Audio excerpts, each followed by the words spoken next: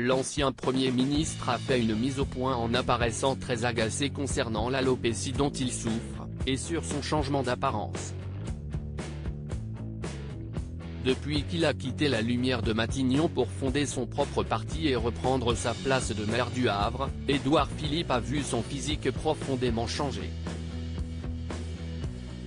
L'ancien Premier ministre est en effet victime d'alopécie, une maladie auto-immune qui provoque une perte sensible de ses cheveux, mais aussi de ses sourcils, à laquelle s'en ajoute une autre, le vitiligo, qui provoque un blanchissement partiel de sa barbe.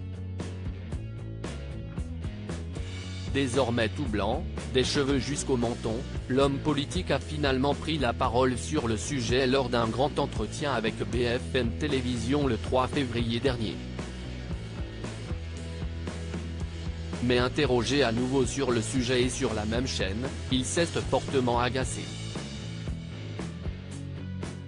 Édouard Philippe apparaît très agacé sur BFM Télévision auprès de Bruce Toussaint, celui qui a fondé son parti baptisé Horizon en 2020, avait expliqué avoir souhaité rester dans l'ombre. « Je n'ai pas envie de parler beaucoup, j'ai envie de lire, de travailler, de rencontrer des gens, de réfléchir à ce que doit être notre pays. »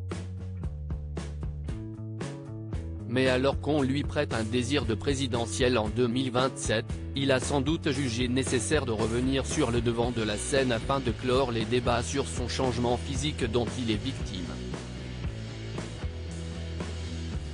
Sur BFM Télévision, il regrette qu'on en parle autant. « J'aurais aimé que ce ne soit pas un sujet, mais je suis bien obligé de constater qu'il y a beaucoup de gens qui voient ça et qui se posent des questions. »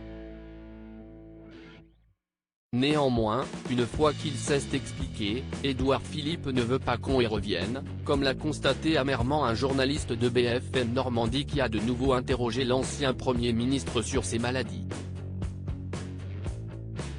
Ce dernier a alors paru passablement embêté. « Je me suis expliqué une fois et ça va.